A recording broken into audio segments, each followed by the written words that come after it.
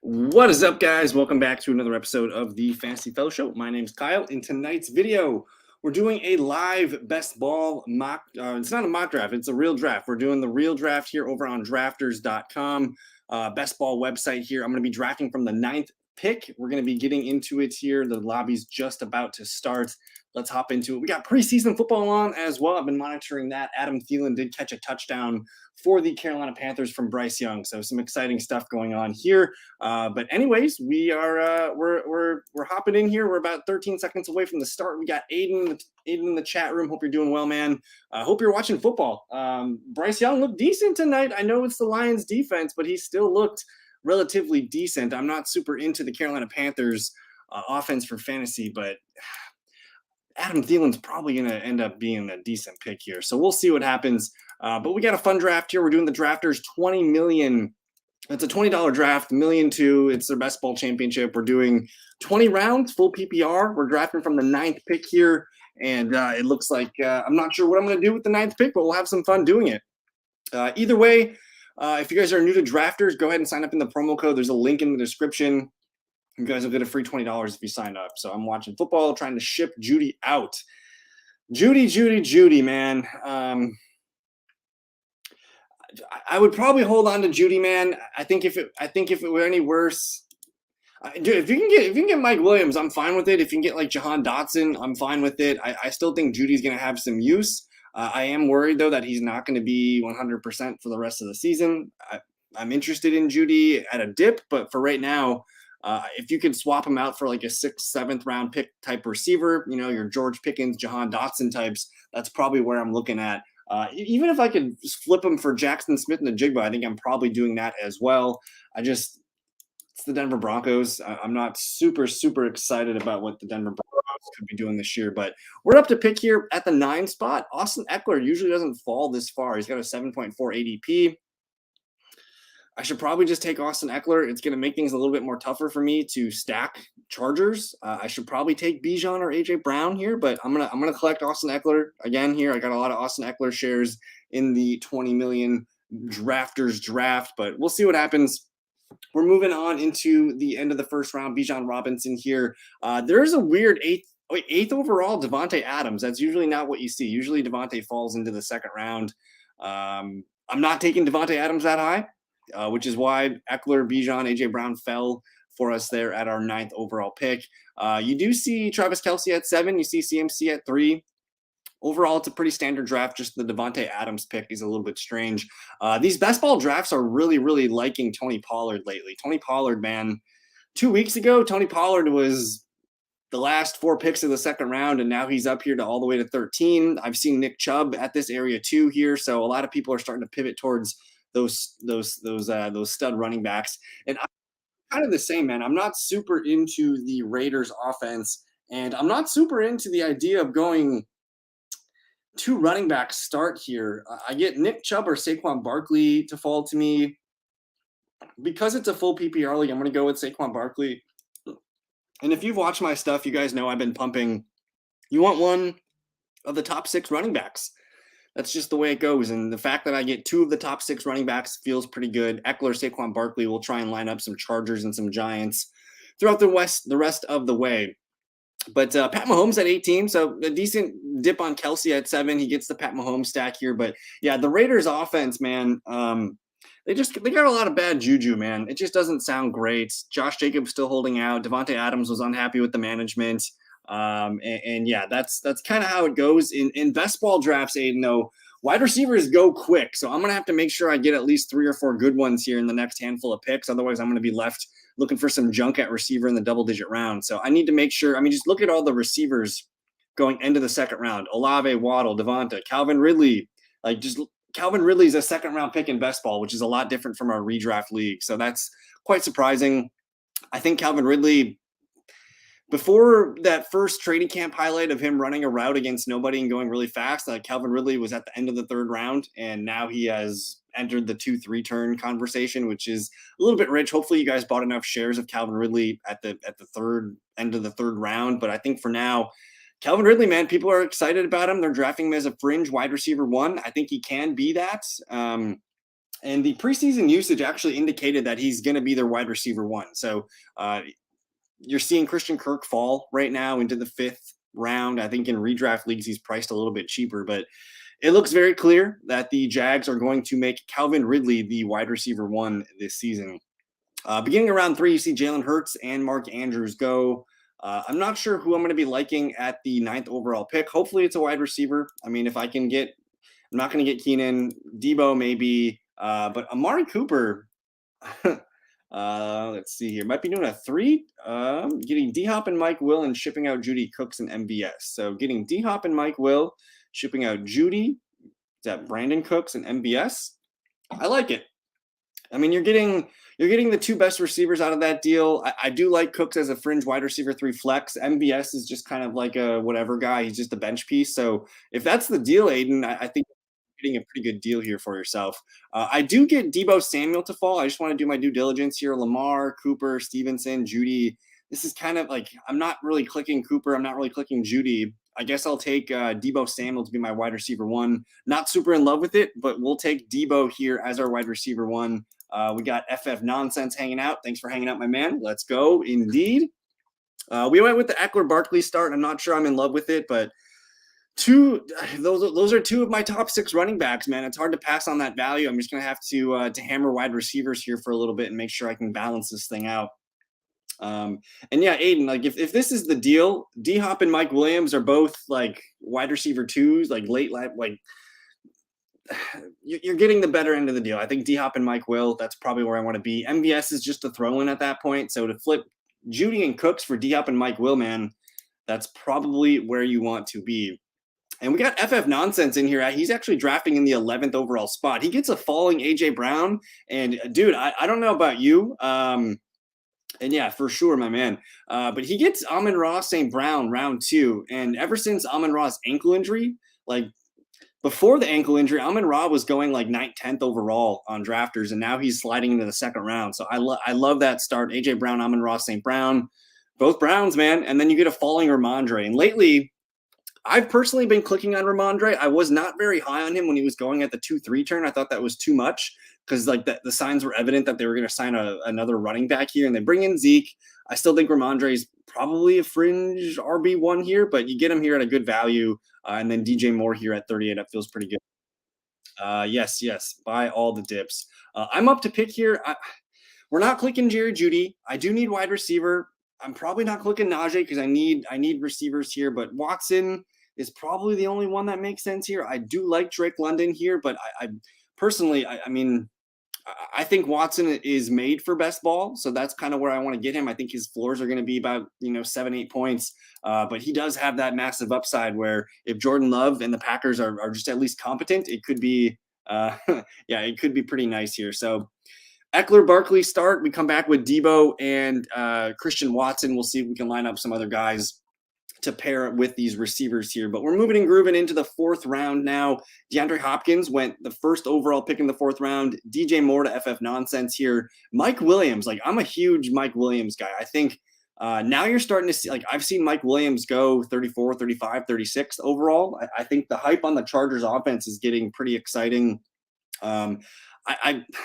I wanted Mike Williams here on the turn. I probably should have took him at 33 to secure him, but Mike Williams is one of my biggest targets right now, and especially in a best ball. Like that's talk about Christian Watson, Mike Williams. Like these guys were made for best ball because we're all nervous to start them for those like 4 or 5 point duds, but doesn't matter in best ball. But after Mike Williams and Christian Watson, you see Joe Mixon, Christian Kirk, ETN, Drake London, Breece Hall here at 45. Breece Hall sometimes falls into the 5th round here. So when I'm clicking Breece Hall, I like to kind of, usually if I'm in one of the first 1, 2, 3, 4 picks here, I'm waiting to see if Breece Hall comes back around and I'll collect him. This guy does have him as his wide receiver or his running back one. So we'll see if he can pair it with him some other running backs.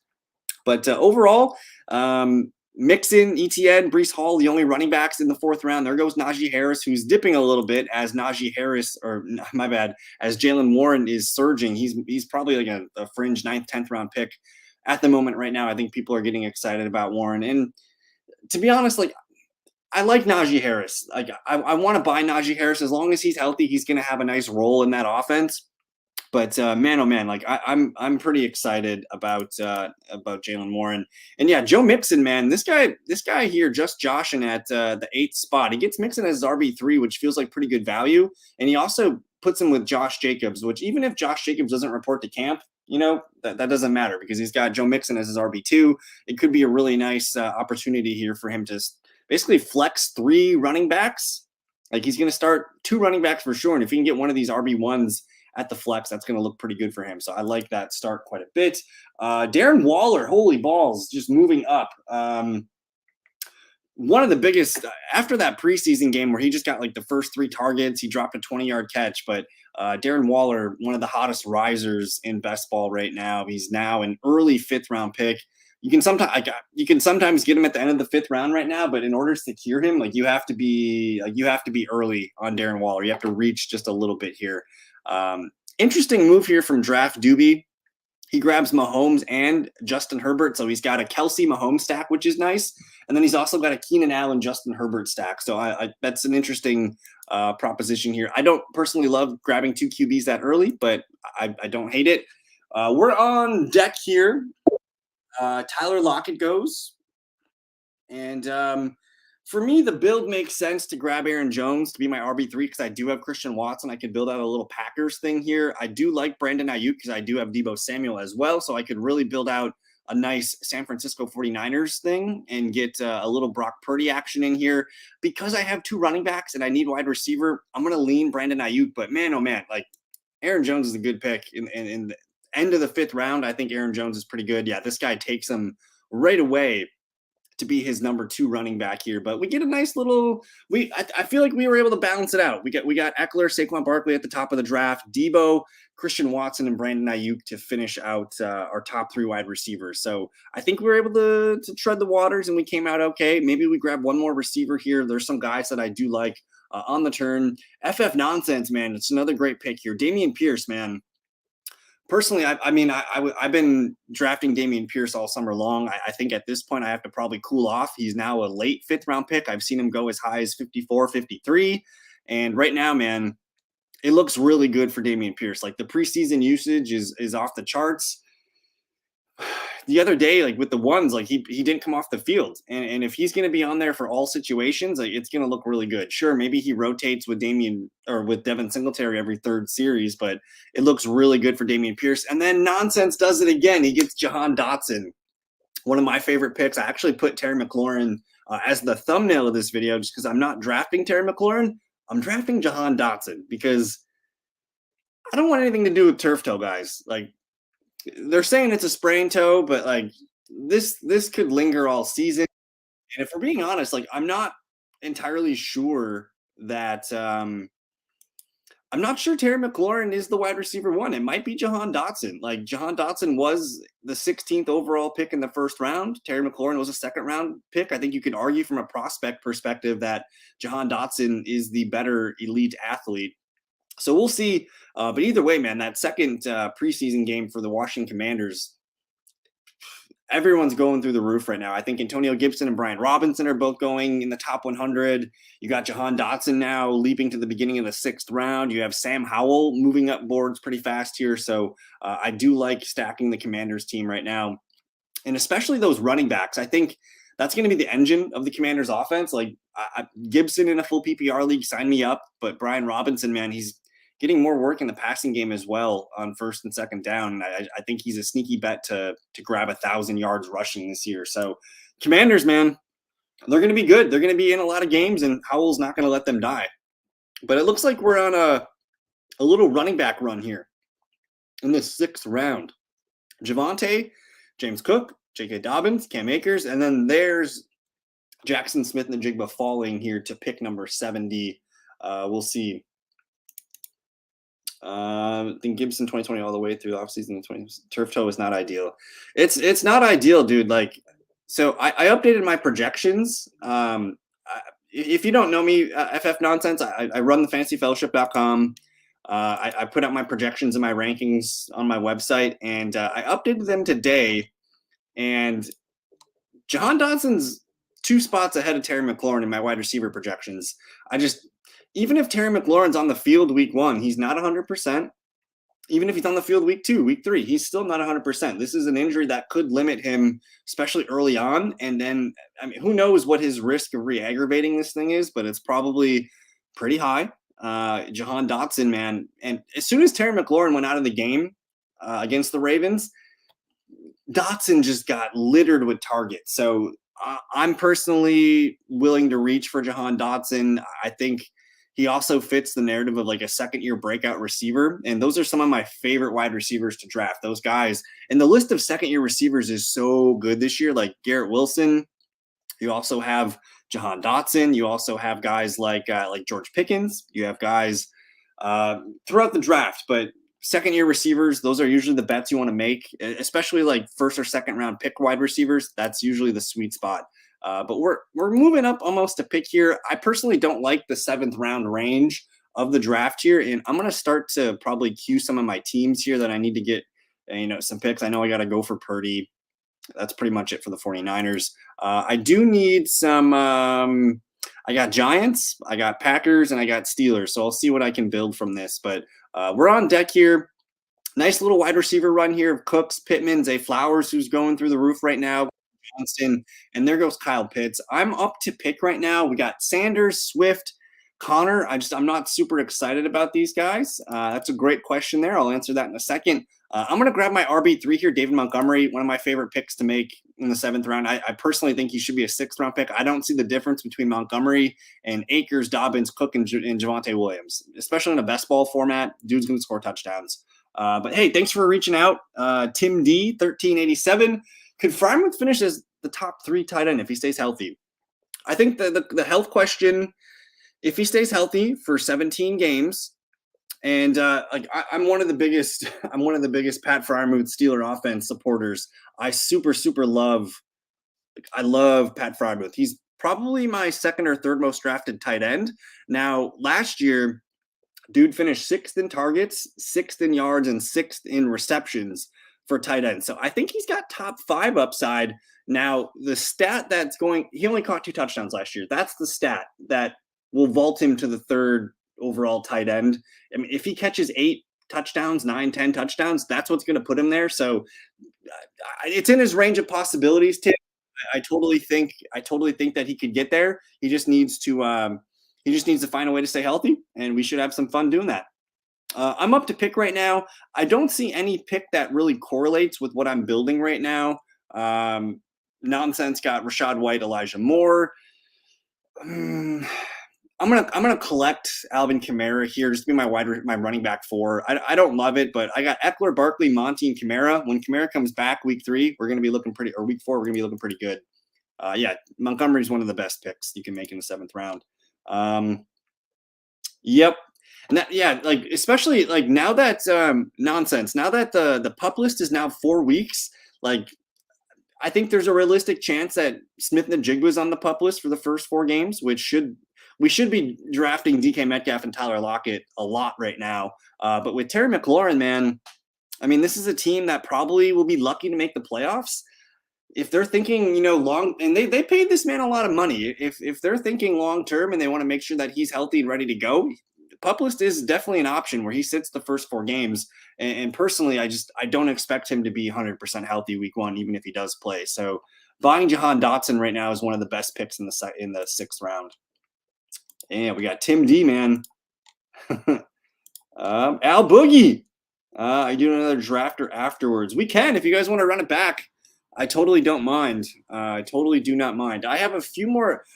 I don't know if I'm going for their weekend promo this weekend because this is probably my 3rd draft of the day.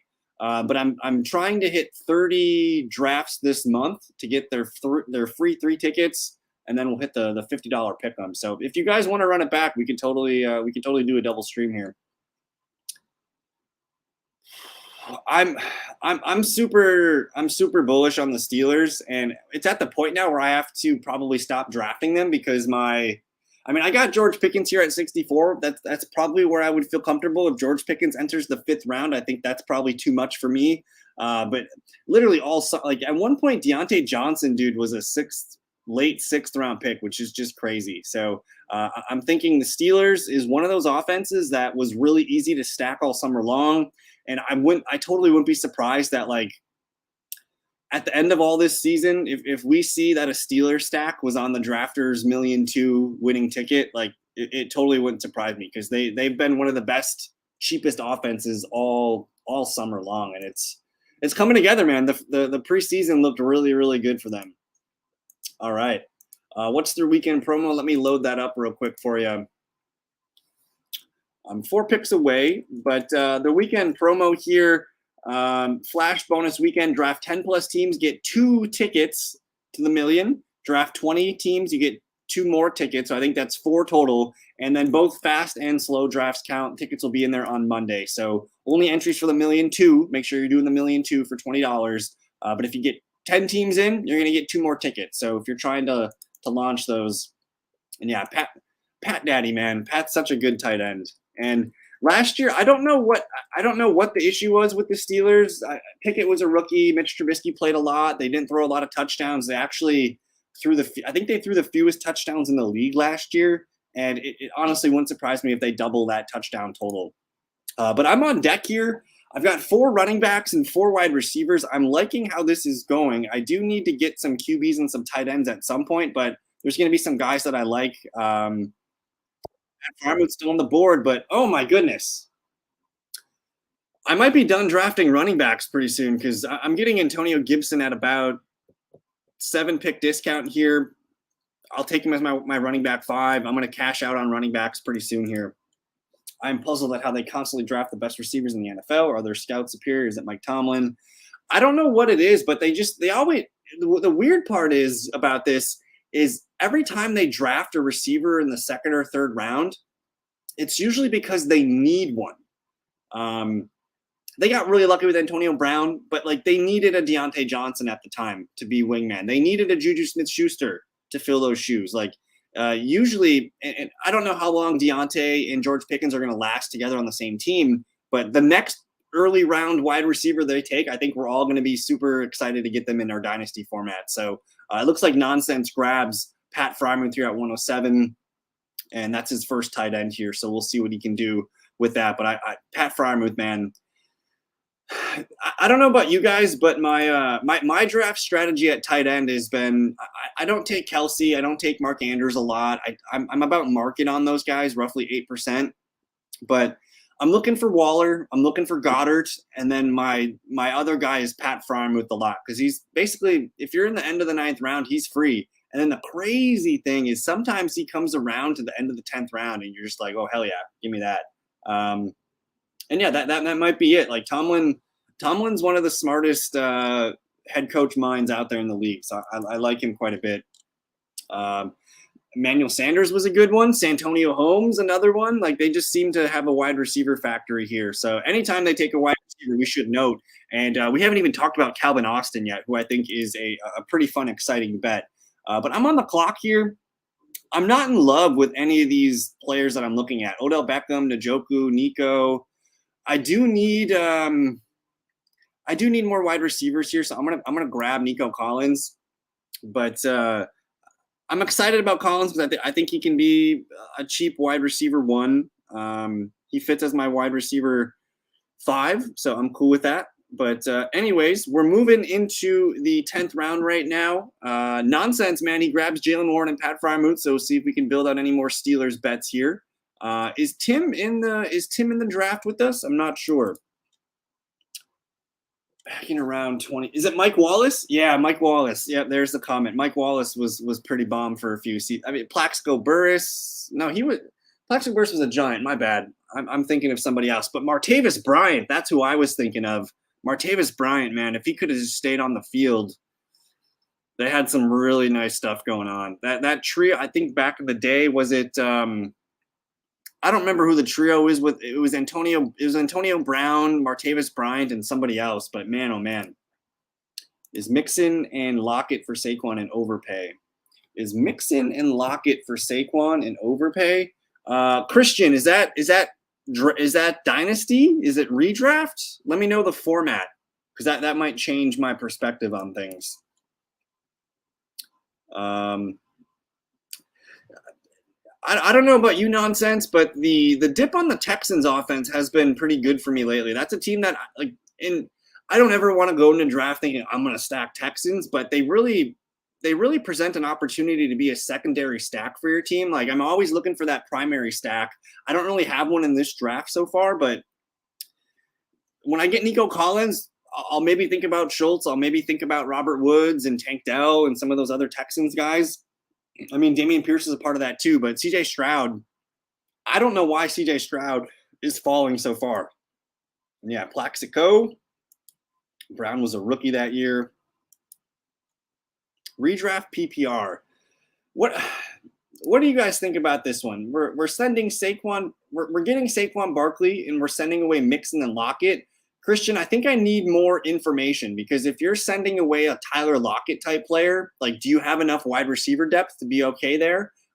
Obviously, Saquon Barkley's an upgrade over Joe Mixon, but if you have enough wide receiver firepower to support a team without Tyler Lockett, I think I might be into it because you're essentially, and like, I mean, Saquon, I took Saquon at 16 here, and Mixon and Lockett. Mixon was a 4th round pick, and Lockett was a 5th round pick. So you're cashing in these 2 picks for a 2nd round pick. I probably need a little bit more information. Yeah, the Texans, man. Don't get me wrong. Texans are not going to win a lot of games this year, but they're going to be better on offense than they were last year, and they were able to support some fantasy guys. Edelman, did they draft? No, they got Welker from the Dolphins, right? They got Welker from the Dolphins. Did they develop Tim Brown? They've had trouble. They've been a team that pays for a receiver, and I think they're fine doing that. Yes, sir. The Plaxico pull. I knew I remembered him with the Steelers. Yeah, Plaxico was fun.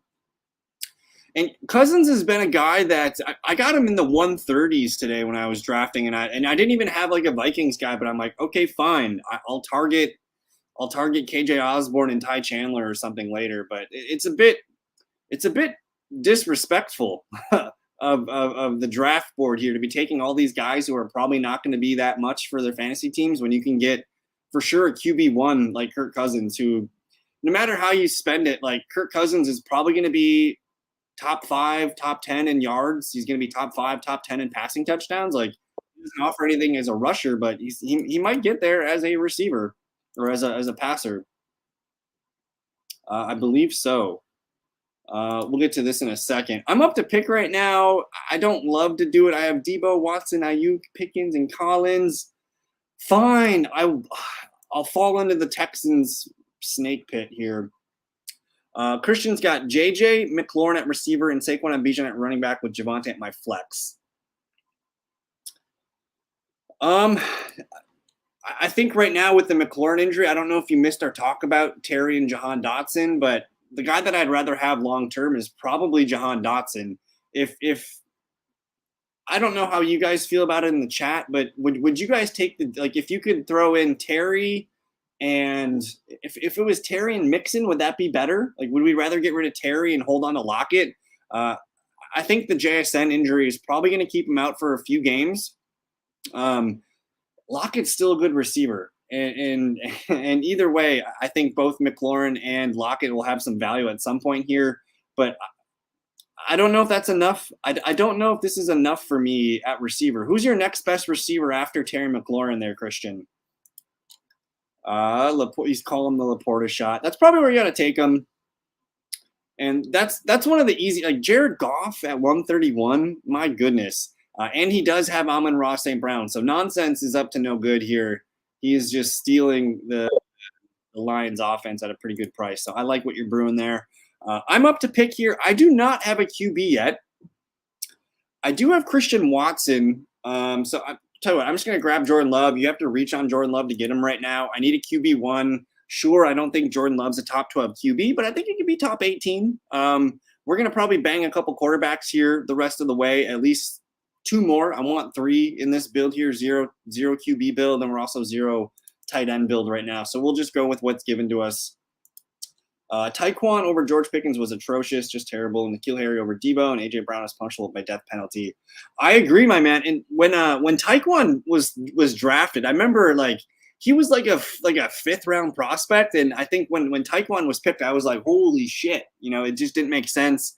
The Patriots clearly like they thought they had a guy that they could use on special teams and maybe deep routes and stuff like that. Maybe he fit like a need for them at the time, but it was a pretty bad pick at the time. I remember that one was being pretty bad, but yeah, nonsense, man. He's up to no good over here. He's got a nice Detroit Lions. Let's recap here. He's got Amon-Ra St. Brown at the wide receiver 2 in a full PPR. That's just ridiculous. Personally, I have St. Brown as like my wide receiver 6-7 in my PPR projections. I'm not drafting him that high, but I think his ceiling is top 5 at the receiver position. So we'll see. There's probably not too many more Lions you want to grab. Maybe Josh Reynolds, but that's a nice Lion stack. And then he's building out a Pat Freiermuth, Jalen Warren thing right now. So we'll keep an eye on nonsense here from the 11th spot.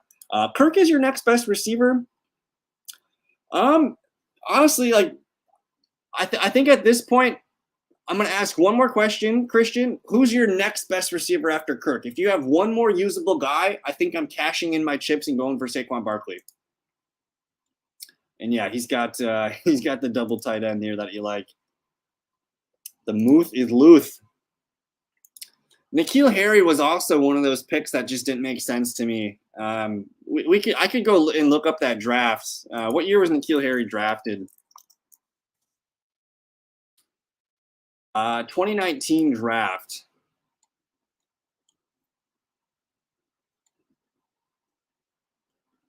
They got him at 32 coming off the Super Bowl, but they passed on Debo.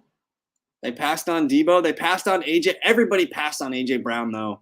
They passed, even Hardman would have been a better pick. Talk about bad pick. Like JJ Arcega-Whiteside, like holy balls, man. The Patriots, man, Patriots are free range now. Tom Brady's not there to protect them. We can talk about they've been kings for the last decade. This is our time to finally talk some trash about the Patriots. But I do think they're going to be a good offense this year. They finally got an offensive coordinator, which is great.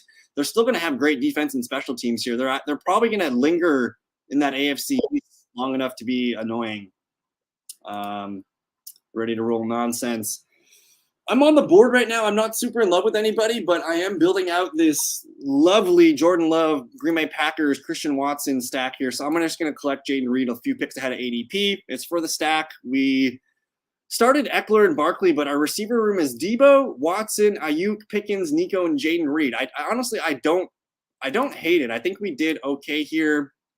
I think nonsense is going to take. I think he's going to take Kenny P here, Kenny Pickett, Kenny Powers. Yeah, it was the 2019 draft for sure. And you got Jackson Smith-Njigba. Okay. Chat room.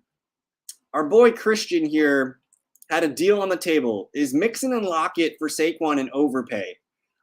I think in theory it probably is an overpay, but you're getting the clear best player. And if Saquon Barkley is healthy for a whole 16, 17 games, man, like that's going to look really good. I know we like Joe Mixon, but the last couple of years, Mixon has shown signs of decline. I think the biggest argument for Joe Mixon is,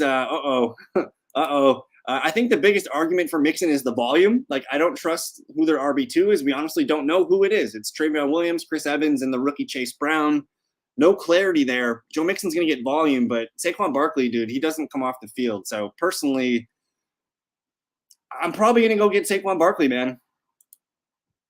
How do you feel about double stacks? By double stack, do you mean having 2 wide receivers and the quarterback?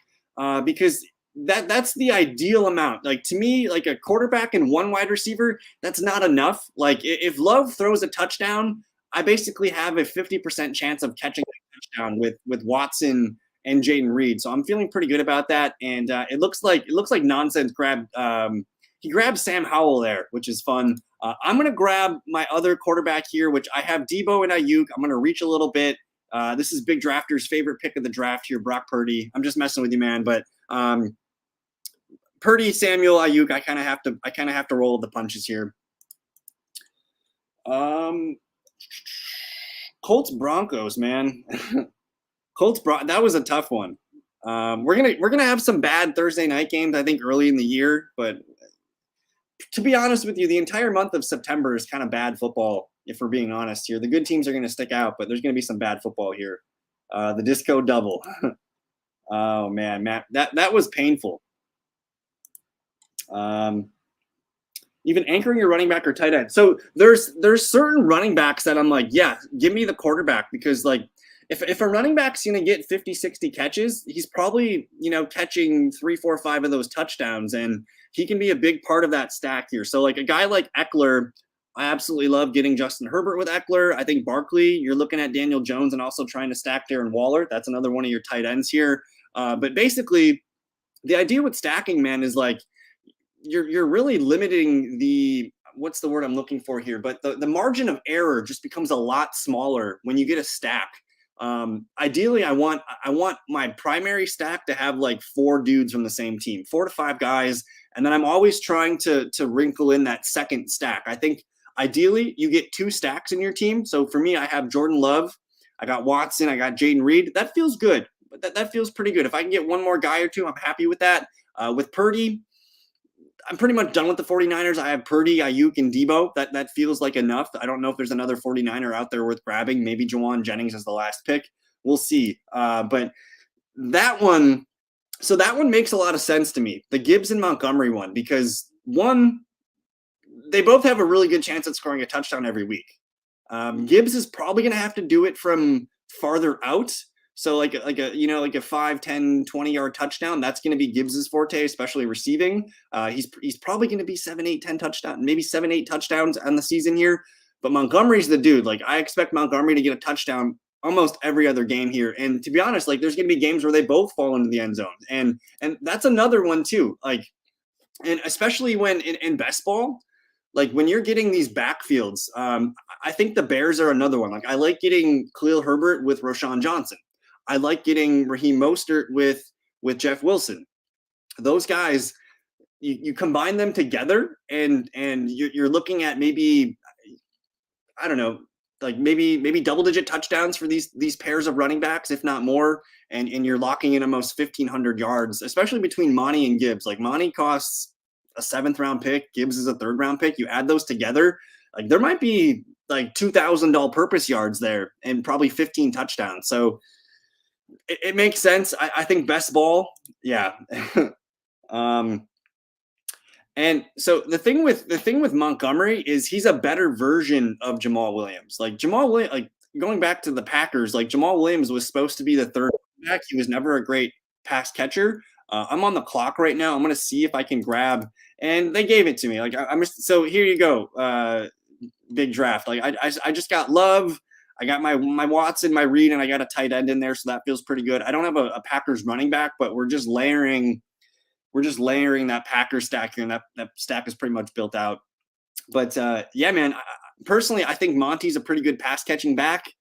And the rumor that I've been seeing out of Detroit is like they're both going to be on the field quite a bit together. Like, honestly, after Amon-Ra St. Brown, like, who's their next best pass catcher? It's between Gibbs and Sam Laporta. Like, we're not going to see Jameson Williams for 6 weeks. That's going to give Gibbs and Laporta a nice head start to get some chemistry with Jared Goff and just kind of get loose in this offense. Honestly, I like every layer of the Lions offense right now. And then we got a Deuce Vaughn sighting here in the 15th round. Yeah, stacking running backs is a pretty good move. And at this point now, too, with Najee Harris falling to the end of the 4th round, it's tough to get Jaylen Warren anymore. But for a while, I was getting a lot of Jaylen Warren, Najee Harris stacks and just filling that out with other Steelers players. It feels pretty good to get those guys. Disco brother, yes, sir. Christian says I can get a different trade package to keep Mixon, Bijan, and put Barkley at flex. I'd imagine trading Hawkinson, Javonte. That's a lot. That's a lot to move. I think I'm still probably going in on getting Barkley. And to be honest, in best ball, like we draft and we're done. But in a redraft format, like when you draft 15, 16 dudes, like how many of them are going to be on your team by the end of the year? You're going to be lucky if you get 8 picks, right? So I'm up to pick right now. I do want some more receivers. I'm going to continue layering in this third stack here. We're gonna get Tank Dell, who is a player that like I keep getting him. And for some reason, like I was getting him a lot, like round 20. He kept moving up, he kept moving up. I like him a lot. I think CJ Stroud and everything out of the Texans camp seems to be pretty good. So I'm starting to layer in this Nico Collins, Tank Dell thing. We'll see if we can get CJ Stroud. And tell me why CJ Stroud is falling. Guys, there's been drafts where he goes round 20. I don't get it. He's gonna start 17 games as long as he's healthy. And I don't know if that matters. I think the biggest difference. So Underdog obviously has the playoff format, which is it changes the game because you need to know who's playing weeks 15, 16, and 17. And when you get to those weeks, like you want to again limit your margin of error. So that's why stacking becomes really important on Underdog and DraftKings. But with drafters, I honestly don't see a difference. Because like if the Steelers offense is good, like Najee Harris is getting touchdowns, Jaylen Warren is getting touchdowns. Like there's going to be room for both those guys. And who knows, maybe one game Najee falls in for 2 touchdowns. The next game, maybe Jaylen Warren takes a 20-yard screen pass, something like that. Like there's just so many different ways to be right. And you just want to, the big thing, you just want to collect offenses. It's not so much about the individual player. Like you need to collect at least 2, if not 3 offenses.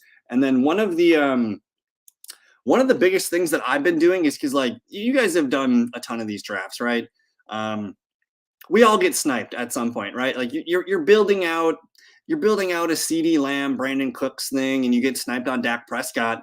Still take Michael Gallup, still take Jake Ferguson, still continue building out that Cowboy stack because again, your margin of error becomes a lot less when you have basically the entire passing attack of a team. You don't even need the quarterback. So I still view stacks as when I get, 3 players on a team and I don't have the QB, that's still to me considered a stack. It's not a primary stack, but it's still a very valuable stack because again, you're just, if there's a touchdown thrown in the Cowboy game, I'm probably getting it with CD Cooks and Michael Gallup, even if I have Jake Ferguson. So we'll see what happens. But we're doing good so far. We're moving into the 17th round. Nonsense says I can share playoff stacking Excel in our Disco. Yeah, do it, man. Any Underdog BBM4 drafts tonight? Marvin Moms is back, asking for the Underdog. I think this crowd's probably a drafters crowd.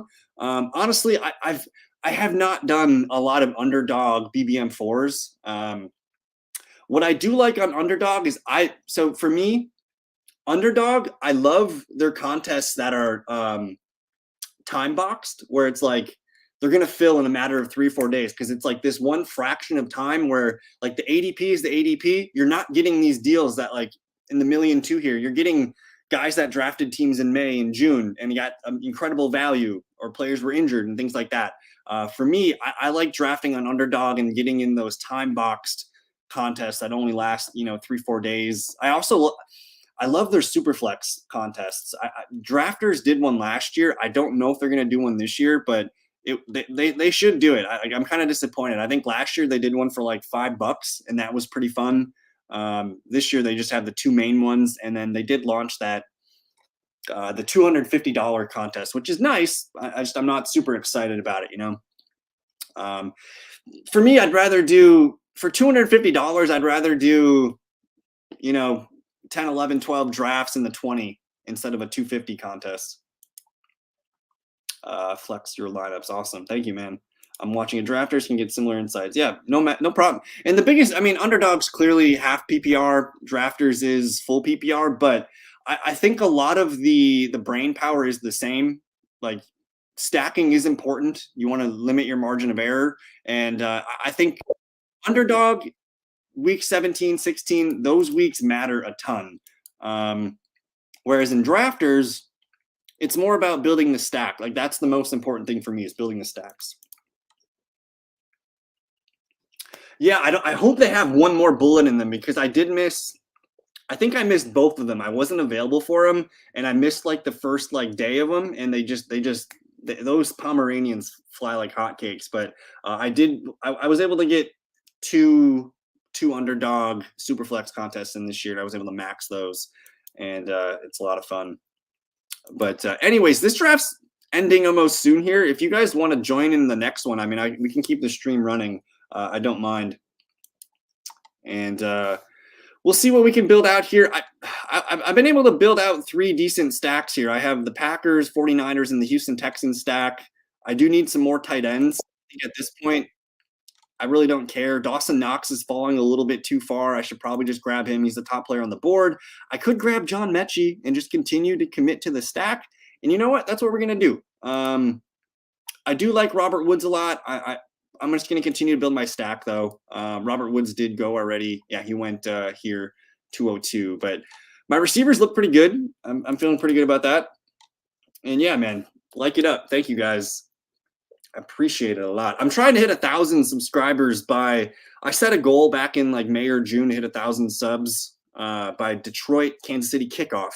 And we just passed 900 yesterday. So we're on our way. I appreciate it, Nonsense. I'm going to be doing, during the regular season, I do a lot of live streams. I'll be doing waiver wire talk. I'll be doing start sit, live streams. And then I do plan on doing like a Sunday morning live stream as well. So we will be continuing the live streams, but man, oh man, like best ball is so good. Best ball is so fun. I'm curious what the chat take is on this. Personally, I'm probably underweight TJ Hawkinson. I'm not super into him at ADP. I think last year he was inflated by volume. This year they go out and get Jordan Addison, which I think most people would agree Addison is an upgrade over Adam Thielen. And that could eat into some of TJ Hawkinson's targets. I'm still projecting TJ Hawkinson to be the number 2 target in Minnesota. But for me, like it's tough to pay the price for Hawkinson. He's starting to fall into the 5th round, which is nicer. But like, he's been traditionally a late 4th round pick. And I've been kind of eating some of the other values here. I don't hate Hawkinson. Usually I prefer getting Hawkinson on my Justin Jefferson team. So that's probably been the build that I've got him the most in so far. But with Hawkinson, to me, I don't see a difference between Hawkinson and Darren Waller, or to be honest, Dallas Goedert. Dallas Goedert last year, through 10 weeks, he was second. I think he was second in tight end yards per game. The dude was on a pace for almost 1,000 yards receiving. And before he got injured, like Devonta Smith he was an underwhelming player in fantasy football. He was like wide receiver 30. And when Goddard went down, I traded for Devonta Smith right away because that was the value I was looking for. And it turned out working really well for Devonta Smith. But I think the cog of the Eagles offense, like you want A.J. Brown, Devonta, Goddard. That's been what I've been attacking here. Yes, sir. You can use the Fedlo KGB. There might be a link in the description for you. It should be in the description. Yes, sir. We love the drafters, man. If you haven't done the drafters, they still have their $3 contest, which is honestly, that's like eating like almonds or something to me. I just munch on threes. I think I burned my $3 drafts. I was done with drafting those in the first week of August. So the $3 drafts is the fun way to just get a lot of volume in. And then these 20 drafts lately has been my focus. But I'm on deck here. I got pretty good running backs: Eckler, Barkley, Monty, Kamara, and Gibson. I wouldn't mind one more here. I do have Schultz and Musgrave. I do need another tight end. I mean, I could slap on Likely, which is not a bad pick. If Mark Andrews goes down, we got something. Even if Andrews doesn't go down, I think Likely's going to emerge, every now and then for a touchdown. So I'm going to grab Likely here to build out my tight end depth. Schultz, Musgrave, Likely. It's a weaker tight end group, but I think it can work. We have 3 QBs, Love, Purdy, Stroud. And we got 5 decent running backs, and we got a ton of wide receivers here. So I think my last pick's going to be running back or wide receiver. I honestly don't know if I need another running back. Eckler, Barkley, Monty, Kamara, and Gibson feels pretty strong. My receivers are a little bit light. Debo, Watson, Ayuk, Pickens, Nico, Jaden Reed, Tank Dell, and John Mechie. Nothing else really fits my mold here. Yeah, man, let's do another drafters after this. Hopefully Marvin can get in there too. This one, we're going to do a walk-off pick for Disco. We're going to do a walk-off Disco pick here. Hopefully he's still in the chat. I don't have anything else left to stack here. And I've clicked him a few times here, but round 20, Demario Douglas, we'll take a shot on him and we'll finish our draft here. So this was a good layered one. I ended up getting 3 stacks. I got Jordan Love, Brock Purdy, and CJ Stroud. I layered it 3 deep with the QBs. Eckler, Barkley, Monty, Kamara, and Antonio Gibson. None of my running backs are stacked with my QBs, but I feel really good about that running back group. I think that's going to be a lot of times I'm going to be flexing either Monty or Kamara or even Gibson some weeks. But my receivers is where we really layer it in with the quarterbacks. We got Debo and Ayuk paired with Purdy. I got Watson and Jaden Reed paired with J Love. I have Tank Dell, Mechie, and Nico Collins paired with Stroud. And we got a wild George Pickens and Demario Douglas. Schultz is paired with CJ Stroud, and Luke Musgrave here with Jordan Love, and then a random Isaiah Likely. So we ended up doing pretty good. And then let's see Nonsense's team real quick. I do, before I review that, do you guys want to hop into the next one? I don't know what the queue's at. I'm going to hop into this next one, guys. If you guys want to draft one more, let's go ahead and join this fast draft. It looks like there's a few spots left here, so hopefully y'all can make it. It should fill pretty quickly. But Nonsense, man, he's a wild man. He ended up getting a really nice Detroit Lions stack. His QBs, Jared Goff, Pickett, Howell. I don't know about you guys personally, but I really like the 3 QB build because if one QB gets hurt, I always like to have a spare. So Goff, Pickett, Howell looks pretty good to me. Sam Howell has been one of those guys rising up the board. Same with Pickett here. I don't mind paying these prices because you got a deal on Goff. Ramondre, a pretty good price on Ramondre, for being honest, but Dameon Pierce, Rachaad White, Jay Warren, Deuce Vaughn, Deion Jackson. I really like the top 3 guys here. You'll get some contributions from Warren, and then we'll see about Deuce and Deion. They probably need some injuries to break their way. Looks like our draft is starting here. Let's see what we got here. Did not Nonsense got in there already. This draft starts in a minute. Let me finish reviewing here. These receivers, though: A.J. Brown, Amon-Ra St. Brown, DJ Moore, Jahan Dotson, Elijah Moore, and then we got some late round flyers in Tillman, Diami Brown, Josh Reynolds here. So he builds out that Detroit stack. Pat Daddy, all the tight ends are stacked. All the tight ends are stacked here. So this looks pretty good, my man. It's 3 layers deep. It's 3 layers deep, man. That's pretty good. I like what you did. Turned out pretty good. Musgrave and Rita ADP. Kind of worried about Watson because I think, and yeah, that's so I live in Milwaukee, Wisconsin. I grew up in Green Bay. I've watched the Packers all my life. My family has season tickets. Love the Packers. Excited about Jordan Love. Watson's going to be a great player. He just needs to continue to develop as a receiver. That's his only thing. And in the preseason, they're scheming him ways to get open, which is nice. But man, oh man, like Musgrave freaking pops. Like I think he, dude, like in your redraft leagues, if you wanted to wait for like a rookie tight end duo of like Kincaid and Musgrave, another one I like is Ferguson and Musgrave. Like I think Musgrave could be like a 4 to 5 target guy. He just needs to stay healthy. That was his thing in college, right? Like he couldn't stay healthy. But Musgrave right now looks the part. Sure, the Packers are going to have their bumps and bruises, but it looks really good for Musgrave. And to be honest, like Jordan Reed might be better than Romeo Doubs. We'll see. Do you think there's a chance to without stacking at all, or shooting us up in the foot with that strategy in drafts? You can try it because it's going to make you unique. And hold on, we get Justin Jefferson at 102 here. The rare Justin Jefferson 102. Just want to take a moment here and just soak this in. We'll run this pick in here for another 10 seconds, but rarely do you get the JJ at the 102. It looks like we're going to have fun with this draft here, and we'll see what Nonsense does at 3. I think there's room to create a team that doesn't have stack. It's to be honest, like it's really hard to draft a whole team where you just get all different players from the same team. You're probably going to have, at some point, you're going to draft a receiver and a tight end from the same team. You're going to draft a running back and a receiver from the same team. So I do think it's difficult to do something. But even if you don't stack your QBs, like I was saying before, like I still consider it a stack if you get 2 to 3 players from the same team without the QB. So there should be layers to it. And again, it's about creating that less margin of error that I think is really important. So Tim, it's an interesting theory. And to be honest with you, like I've done so many drafts that like I probably have some teams where I didn't stack very well, and I'm interested to see how it goes. I'm excited to track these teams, but I do think stacking is probably the best way to go. And I would try to do that as much as I can. But yeah, I got the 2. Nonsense got the 3. Did Tim get in here? Let me know if these are any of your guys' usernames. Let me know in here. try Raymond over Reynolds if you do it again. I think people are so Raymond.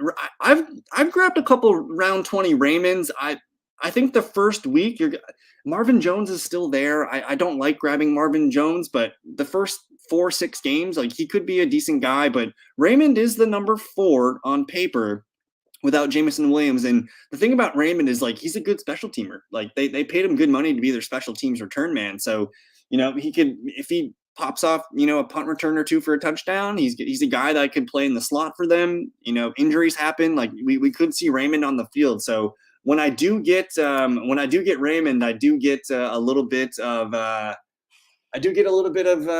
Raymond in my Detroit stacks. But anyways, here. Yeah, dude, like I was just looking through my ADPs earlier today, and like I got Musgrave like in the 200s. Like it just feels so good. It feels so good to look back at some of these ADPs and hit. Got him at 3 once, almost cried. It's a celebration. And I respect it, but for me, like it's so rare to get like these are randomized drafts, right? Like it's so rare to get the first overall pick in one of these things. I think you just have to take your Justin Jefferson shares because you're not guaranteed to get him. Like at 6, like you can get almost anybody you want. At 101, you only get one chance at Justin Jefferson. At 2, you only get one chance for Jamar Chase. So I kind of stick to ADP there when I get those picks. The running, like personally, like hurts to me. If I don't get AJ Brown or Devonta Smith, like I'm clicking Dallas Goedert all the time. I'm trying to get Swift, Gainwell. I'm trying to get the running backs in there, and sometimes Quez Watkins looks good in the 20th. But for sure, I think Fields, Rich, Ritter, those guys can be naked. I like to call them naked QBs. But I'm up to pick here. I don't click a lot of Derrick Henry guys. I do not click a lot of Derrick Henry. I'm going to try something different. No, because I'm not going to get Sky Moore back to me here. I'm going to take T. Higgins from the Jamar Chase guy. Fumagali's. All right. Yeah, if you've ever been, I don't know if you've ever been to Lambeau Field, but it is truly like a magical place, man. Like it, my family's had season tickets there forever. I try to go to a game or 2 per year. It's a lot of fun. It's literally in the middle of the suburbs. That's what's cool about it. Like it's just that the houses around Lambeau are just all Airbnb'd out, but it's a lot of fun.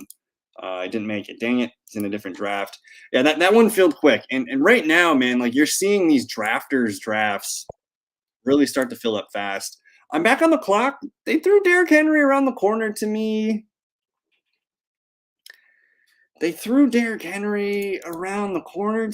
Marvin Moms. This is one PPR pick. I'm torn. I love clicking DK Metcalf here. I don't have a lot of Derrick Henry, but I'll ride with Derrick Henry here for the chat. All right. Which game are you trying to go to, Nonsense? The Packers got some good teams coming their way. Unfortunately, so the Packers, they divide their season ticket package up because the games used to be in Milwaukee. So there's like I think 2 games go to Milwaukee season ticket holders every year. And this year they're going to get the Lions on Thursday Night Football. And then they're going to get the Chargers game, which is the game that I really wanted to go to. But we do get the Chiefs coming to town. That's going to be a fun one. I think that's on a Sunday night game. So there's some good games at Lambeau this year. And my thing with Henry is like I have him ranked like RB7 or RB8. I like him. I'm super concerned about the offensive line.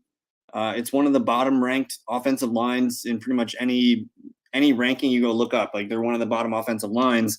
But I also think like Tajay Spears might be their pass catching back. Like I don't know. Henry round 3, I'm into it. Otherwise, like DK Metcalf falling here pretty hard. So my thing with DK Metcalf is he was wide receiver 15 last year. He had a career high receptions, career high in targets. They're letting him evolve his route tree. They can get him open on short and passing routes, which is nice. But he only caught 6 touchdowns. He's traditionally a double-digit touchdown guy. So for him to finish wide receiver 15 last year with the volume that he got and to be low on touchdowns, I think for me, like when I can get Metcalf at my wide receiver 3, that is ridiculous. He's a top 24 wide receiver. I think anyone will tell you that. Wide receiver 2, he still even looks good. But when I collect teams and I put Metcalf at my wide receiver 3, I think Metcalf's going to beat any other team's wide receiver 3. And that's where I really, really like DK Metcalf. So for me, he's been one of my popular, when I go 3 wide receiver builds, I really like taking Metcalf at the 1 or 2. When I'm in the 1 or 2, I usually take Metcalf as my 3rd receiver because I feel like that's going to be pretty dirty. Nice. All of my tickets are accounted for, man. They like we as soon as the NFL schedule release comes out, we have like a huge family chat, and they all get gobbled up. Walker, Charbonnet, Lockett, Jason, Metcalf, Fant. I'm still in. Metcalf is people forget Metcalf's really good, guys. One thing that really stuck out to me is I don't know if you guys ever look on Next Gen Stats, but I was hanging out on Next Gen Stats looking at Metcalf's routes, and like his lines and the way that they're getting him the ball has totally evolved from his rookie year. Like he is developing into a really nice receiver. And if you're telling me JSN might not be himself for the first, like he might be on the pup list. We don't really know. And honestly, like the 49ers defense is terrifying, but like the Cardinals, name another player on the Cardinals defense besides Budda Baker. The Rams defense, name another player besides Aaron Donald. Like he's going to eat in those games. And I just think everything that I've seen coming out of the Seahawks camp is that like Geno to DK, it looks really, really crisp. So, and the other take with Metcalf is like, when I can get Metcalf at my wide receiver 3, that is a value. Like putting guys in your roster positions, I think is a really good take. Like Mike Williams here for Not Great Bob as his wide receiver 3 looks really good. I think Mike Williams could be a top 24 wide receiver. But when you all of a sudden put a really good player at your number 2 running back or your number 3 receiver that shouldn't be there, like that's creating some value. Really wish I could have went Dimes or Richardson over. I love drafting Daniel Dimes and Anthony Richardson here. Jerry Jeudy, Breece Hall, Justin Fields, McLaurin. This is kind of an ugly zone here. I don't want to click Breece Hall yet. I'm going to get a guy that I'm super bullish on. That's Deontay Johnson in the Steelers offense here. Disco made a good comment earlier asking about like stacking running back fields, and I think Henry Tajay is another one. And Tajay, he got so late that it's pretty free, and it feels pretty good to get him. Man, Joe Burrow went so early at 40. Henry, JJ, Higgins, Deontay. I'm fighting for my flex right now. I could take Breece, but I kind of want to run it empty here. I'm going to collect Aaron Jones as my RB2. I know he's healthy. I know he's going to be okay.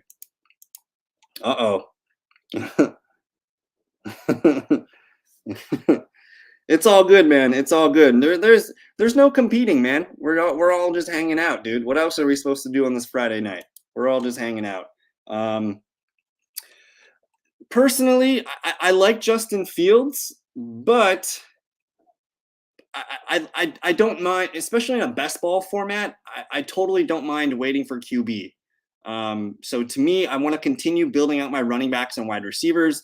Don't get me wrong. I have shares of Justin Fields, but a lot of them were before that stupid first preseason game where Justin Fields was falling, into the middle of the 5th.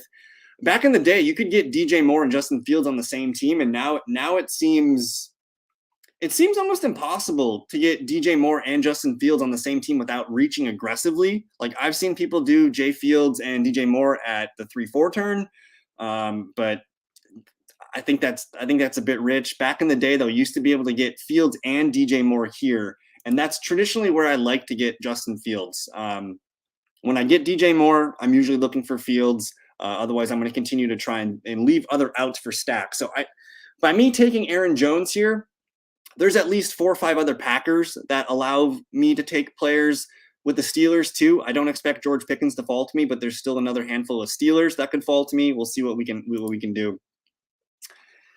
Yeah, man. I was at a bachelor party that weekend, and it was split. We went to Galena, Illinois, and it was like 15 dudes. half were Packer fans, half were Bears fans. So we watched the Packer game Friday night. Jordan Love throws a touchdown to Romeo Doubs, and like we're all giving them shit. And then the next day, like we're watching this game with the Bears fans, and it was too much, man. Like taking these screens to the house, like they acted like they won the Super Bowl. It was insane. It was insane. And then yeah, now like Khalil Herbert jumped 30 picks. Like Khalil Herbert was going in the 10th round, and now you have to get him in the top 100 if you want him. So that's why Marvin. So like in those underdog time box contests, that's where like I'll take some of those guys that are moving up boards because like their ADP, like it's just a 4 to 5 day window where you can collect ADPs, and then it doesn't matter. But like in a drafters million two, where people were getting Herbert round 12, 13, May, June, and into July. And now it's a little bit steep to pay for those prices. And we do have a Jahan Dotson sighting here, 59th overall. Terry McLaurin still being drafted kind of where he was before his toe thing. But Jahan Dotson, my oh my, he's moving up boards. And then he did grab George Pickens here. So you do get a nice little Waller dip. Waller at 63 feels like decent value. But yeah, my thing with Fields, I didn't mean Fields is ugly. Personally, I just there was a lot of names like Jerry Jeudy was on the board. Brees, like a lot of injured players were on the board there. So I went with guys that were not injured at the time. But Fields has got that top 3, top 5 upside. I don't think he's gonna like. I've seen a lot of people say that. Oh, he's gonna do like he's got his wide receiver one. It's gonna be what Jalen Hurts and AJ Brown did last year. I don't think it's gonna be that. It's not gonna be that. But I do expect Fields and the Bears offense to be pretty good TV, to say the least. I think it's gonna be fun to watch those Chicago Bears this year. But I'm almost up to pick. We got some falling vets here: Marquise, Lockett, Evans, George Kittle. I don't know about you guys, but I haven't been drafting a lot of George Kittle this year. Sounds like he's got an adductor strain. That's what they've been calling it. I'm up to pick again. I got Henry and Aaron Jones. I'm fine with that. I do want to grab J.K. Dobbins right at ADP. I think Dobbins is one of those guys that he's in a contract year. He's been pissed off about his contract. I'll collect him here. I was buying a lot of Dobbins, and he was an 8th round pick 2 weeks ago before the PUP thing, so that's pretty fun there.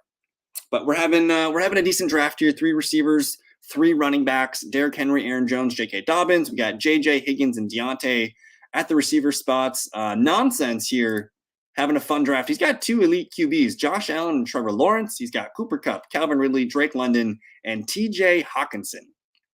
Miles Sanders falls here. So Pittman and Anthony Richardson. I was looking at some I'm curious what you guys think of the Anthony Richardson stuff from last night. He did not throw the ball very well, but he looks pretty good as a runner, which excites me quite a bit.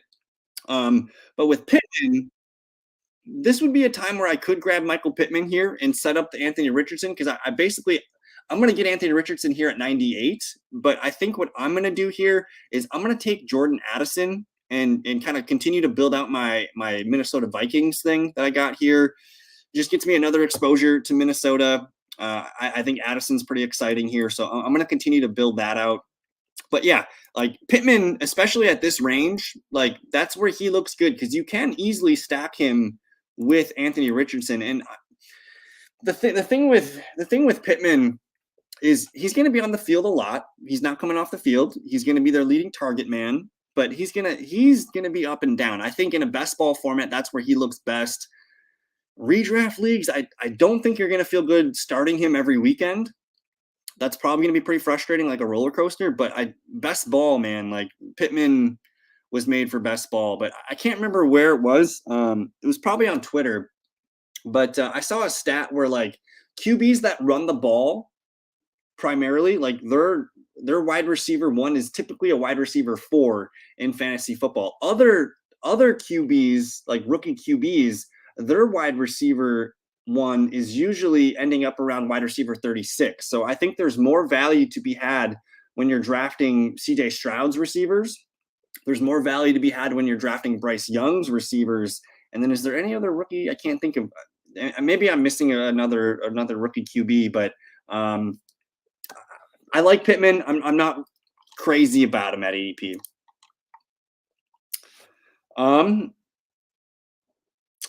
That's that's what I'm thinking. Like personally, I'm not super excited about Alexander Madison, and especially in one of these contests where I mentioned like it's people have been drafting these since beginning of May. Alexander Madison used to be a 10th, 9th round pick back in May here, so it's tough to take him at his ADP when people have gobbled him up in May and June in the 10th, 11th round. I personally don't think the Vikings are going to be. They won so many tough, close games last year. They're probably more of like a 10-11 win team this year at best. I think their defense is not very good. They're going to have to throw the ball.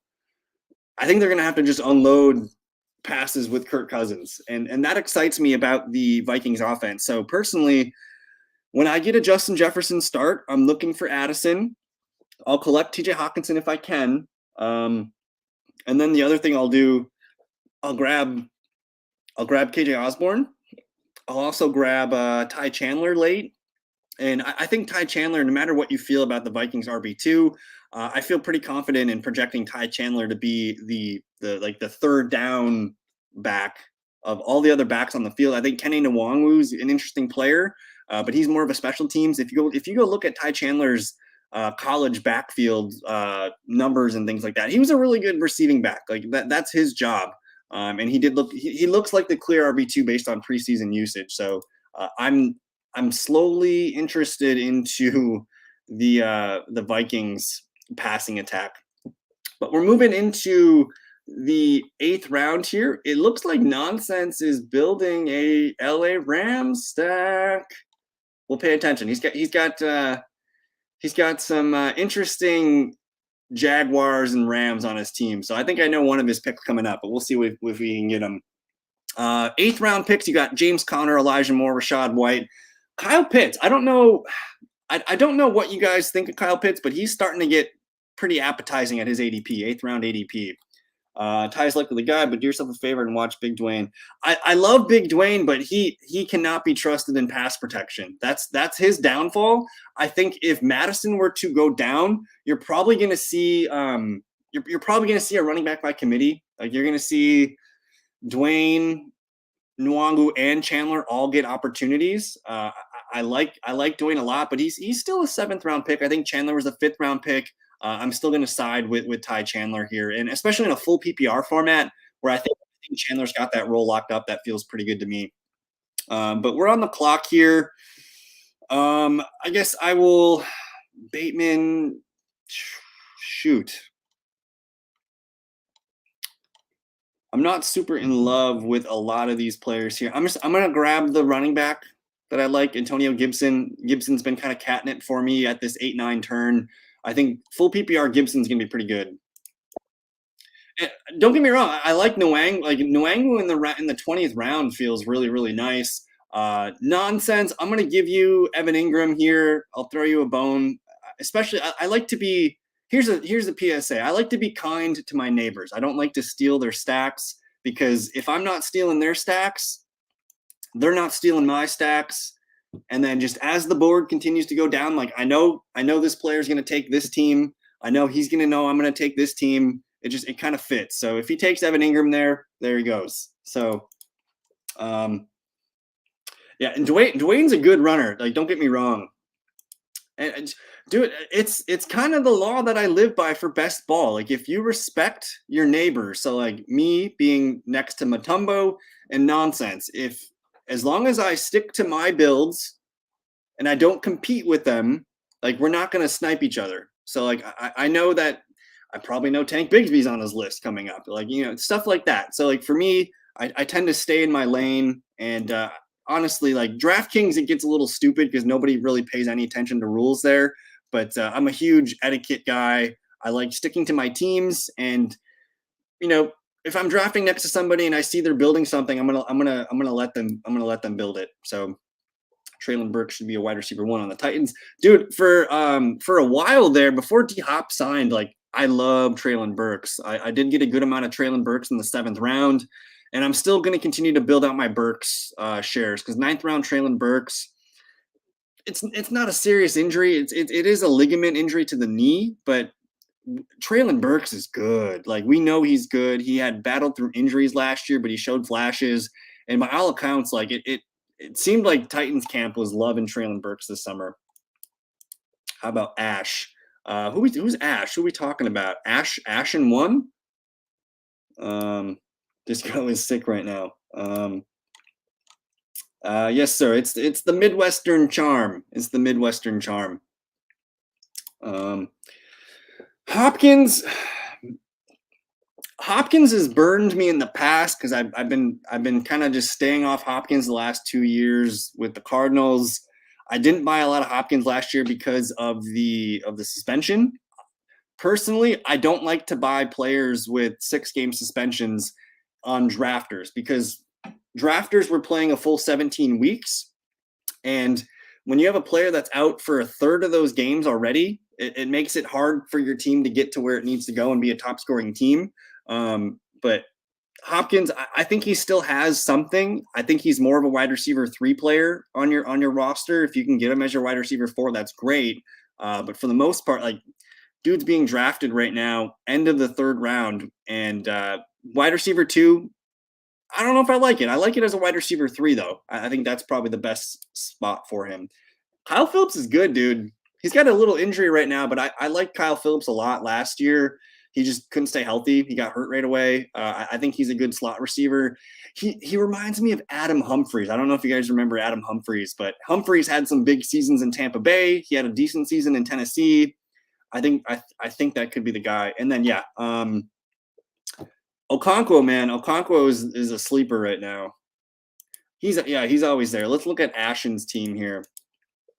Jay Fields, Tua, Joe Mixon, Pacheco, Tyreek, Waddle, Evans, Najigba, and Mark Andrews. So he's got the nasty Miami stack, which looks pretty good. And we'll see if he can continue to build out this team. But this is off to a good start. Fields and Tua feels really nice. Mixon and Pacheco feels like it's enough to hold down the top 2 RB spots. And then receiver room looks good. Like, I have my questions on Evans and Najigba, but otherwise this is a pretty sturdy build. It's looking pretty good. We got a game brewing here. We got the 49ers offense on the field. I'm going to go check this out and see what kind of stats we got brewing. 49ers and Chargers are just kicking off right now. It looks like Brock Purdy's got the ball. I'm going to click on the game cast and see what kind of stats we get. I'm on the clock right now, though. I waited for it. Nonsense got his Zay Jones here lined up perfectly, and good neighbors are good neighbors. I'm going to collect Kirk Cousins to be my my QB1. We got Jefferson, Addison, and now Kirk Cousins. It looks like Brock Purdy's playing right now. 4-6, 62 yards. Brandon Ayuk with a 35-yard catch. Jordan Mason gets the start, 1 for 13 as a receiver, 311 as a rusher. Juszczyk, Debo, and Kittle's playing. That's good news for Kittle. Kittle had been out with an adductor strain, but it looks good now. So that might be a value that we have to start to take here at the end of the 6th round. But Brock Purdy moving the ball against the Chargers. I think the Chargers are Brandon Ayuk to the 2. So we'll monitor that in a second. I'm on the clock. I just want to look around and see what else is available. Njoku, Geno, Boyd. I'm not in love with this board for sure. This one gets kind of ugly here. I do need a tight end. I don't see one that sticks out.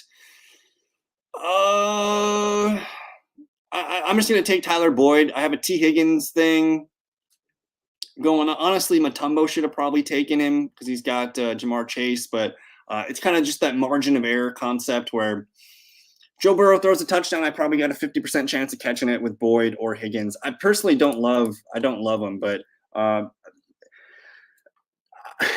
Eagles' backfield, man, is such a conundrum. I don't know how it's going to shake out. I think it's going to be frustrating. It's going to be frustrating all season, honestly. And the way that I've been playing it is it's probably going to be a war of attrition. It's probably going to be a war of attrition.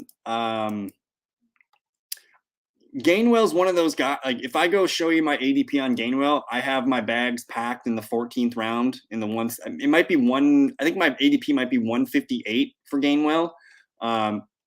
Long term, I think Gainwell is going to be the guy you need for December because Penny doesn't stay healthy. DeAndre Swift only plays 13 games a year. There's going to be, and it seems like the roles are pretty clear. Here. It looks like Jordan Mason fumbled at the 1 yard line here for the 49ers, but I think the roles are pretty clear for the Eagles. You're going to see on first and second down, you're going to see DeAndre Swift and Rashad Penny out there.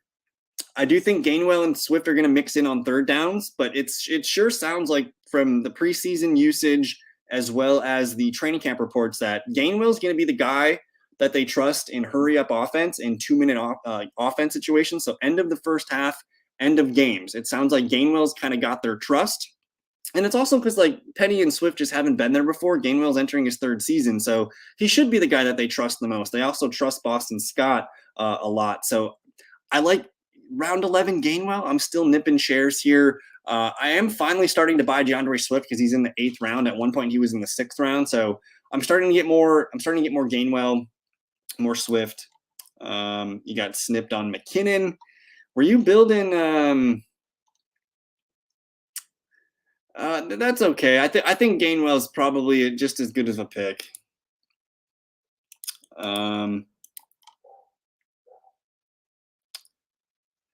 That's the most important thing is one, I personally don't think Sanders is that great of a running back. I think he's a decent running back that just benefited from a really good system last year, and that's what got him paid for Carolina.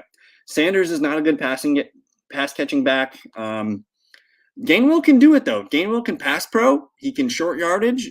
Gainwell can kind of do everything. He's kind of like a jack of all trades. So when push comes to shove, like they played Gainwell down the stretch. He had some decent games the last 3-4 games into the playoffs. So I think they trust Gainwell. And as far as like 11th round picks go, like we're gonna be lucky if this guy scores for us 5-6 times. So Gainwell could score 5 or 6 touchdowns. He could fall in.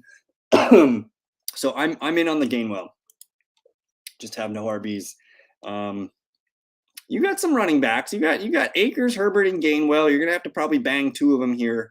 But I don't know why Jamal Williams is falling.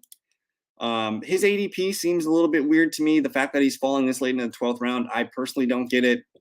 I do need to start looking at my team and figuring out what I'm going to do with this roster. I don't have a tight end yet. I would like to maybe start to build out my secondary stack. We'll see what we can do here. We'll see what Nonsense does here with his 12th round pick.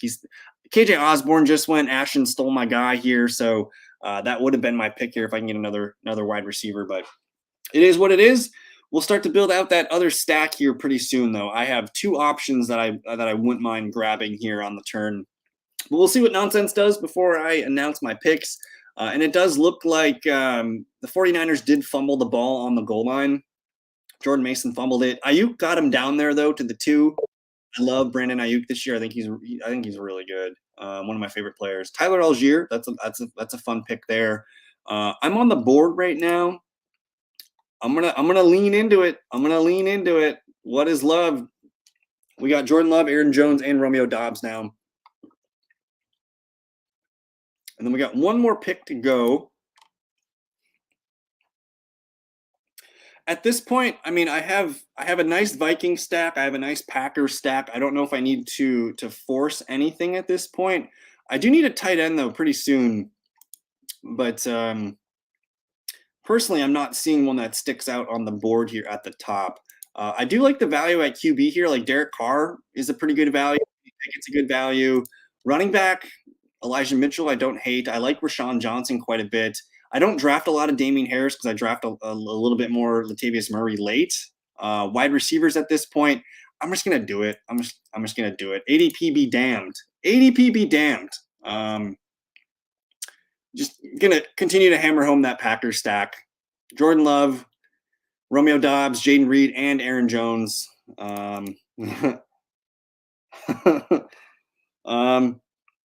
Toure, that's a name that I haven't seen drafted very often. Packer fans do like Samori Toure. He's a guy that rebuilt his body this offseason. He gained a lot of muscle and weight, and he looks really good. He's also a special teams contributor, and he's pretty much locked into the number 4 role. So like if anything happens to Watson, Dobbs, or Reed, Toure is going to step into 3 wide receiver sets. I'm not sure who the 5th receiver is in Green Bay. I think it's this undrafted guy named Malik Heath, who's been making a lot of plays in preseason and practice. But the Packers stack, man, it's pretty cheap. And if you go look at I don't know if you got time nonsense, but if you take a peek at the Packers schedule, it's pretty favorable. I like the NFC North schedule quite a bit this year. I think all NFC North teams are fun teams to target in your stacks here. And I think I think Jayden Reed is. We might be 1, 2, 3 weeks into the year, and we're like, Jayden Reed is really good. He was the guy that I was pretty excited when the Packers drafted him out of Michigan State because we didn't have a body like him. And to be honest, he kind of reminds me of Jahan Dotson in a way. He's just really good doing everything, and he's got a nose for the end zone, really good with his hands, great route running. I think the Packers offense might surprise some people. And I think the biggest takeaway with the Packers is we were so bad last year. Like Aaron Rodgers was not good. He had a broken thumb. He didn't have receivers.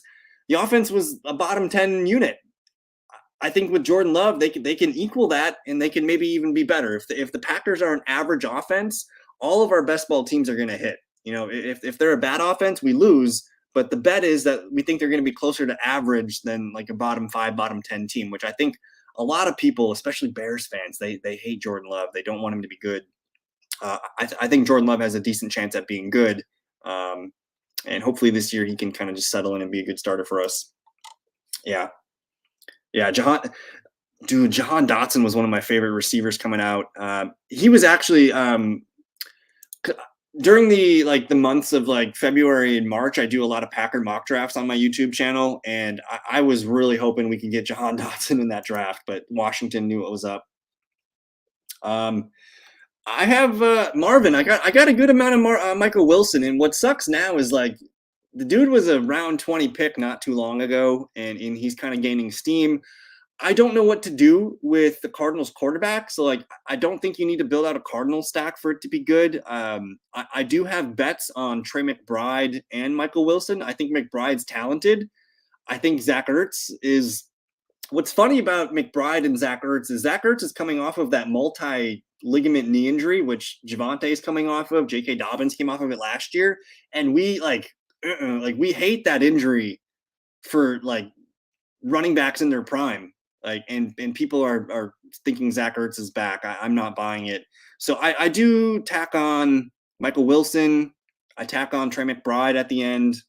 Murray is a dart throw, and Murray falls a lot sometimes, especially the last week or so. He's been falling a lot. As I don't know why they traded for Josh Dobbs yesterday, but it's kind of a red flag. It's a little bit of a red flag.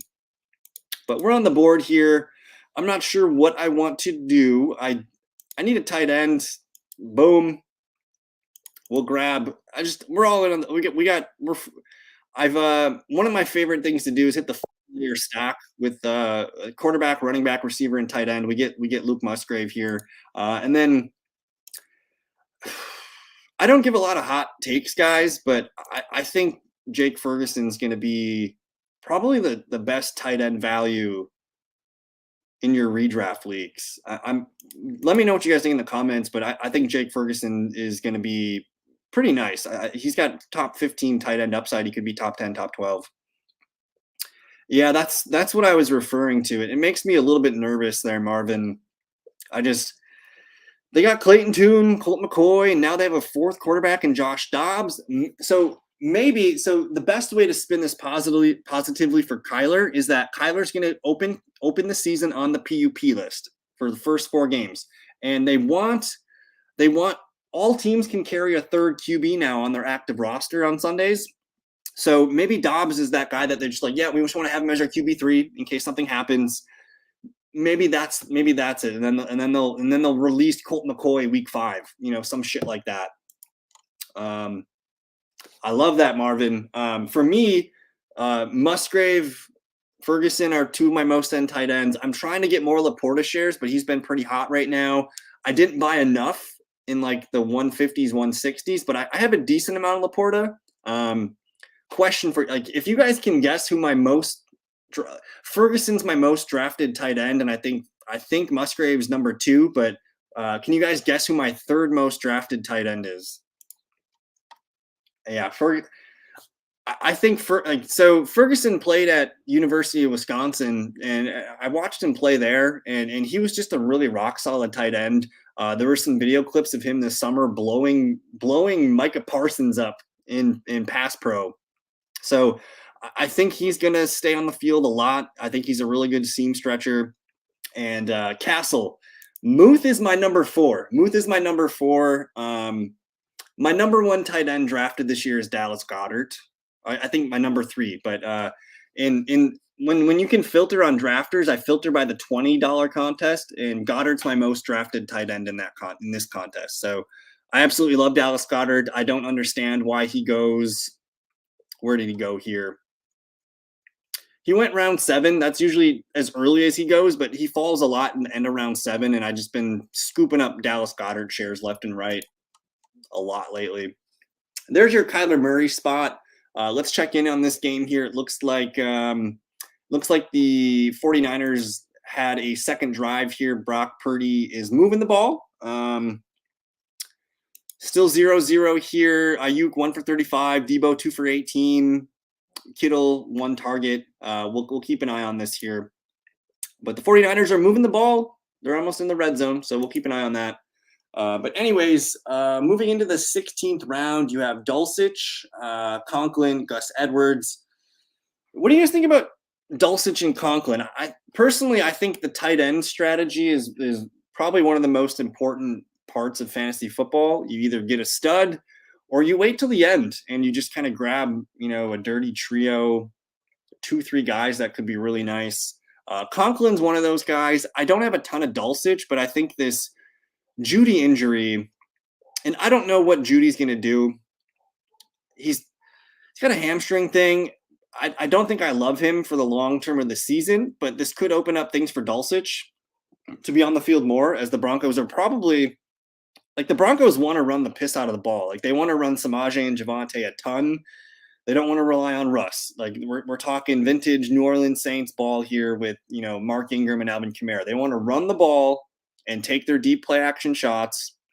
I think the running backs and the tight ends are going to be very, very important. And yeah, I that's spot on, Marvin. I'm super into Greg Dulcich right now because at one point this summer, Dulcich was an 11th round pick, and now we can get him for free. I don't think you need to build out a Broncos stack necessarily. I'm not super excited about the Broncos offense, but I do think the running backs, Dulcich, maybe Courtland Sutton, and then Nonsense grabs Kieran Williams here, which I like Kieran Williams kind of a lot. I'm on the clock though. I don't have much going for me here. I am looking around, running backs, whatever, receivers. This one, here you go. There you go. There's your Michael Wilson spot. We'll grab Michael Wilson. I think I'm pretty much done at wide receivers. I like my wide receiver room. Running backs are Henry, Aaron Jones, Dobbins, and Gibson. I do need to continue to build that out. Marvin Mims is so good. Marvin Mims is he reminds me of Brandon Cooks. I don't know if you can see that comp, but I like Marvin Mims quite a bit. I'm just going to collect another tight end at value here. I think I've built my team pretty much to how I like it. We'll collect Dawson Knox here, who's going to be involved in the Buffalo. The thing, I don't know what you guys think about the Buffalo Bills tight end situation. Like, clearly Stephon Diggs and Gabe Davis aren't going to come off the field much. Like, they're going to stay on the field a lot. They're going to run a lot of 3 wide receiver sets, but they're also going to run a lot of 2 wide receiver sets. So I think Kincaid is probably their 3rd wide receiver. I think Knox doesn't come off the field. He's their tight end with the hand in the dirt. He does have value. And yeah, Mac Hollins. Were you building a London thing? Yeah, you were. You're building the London.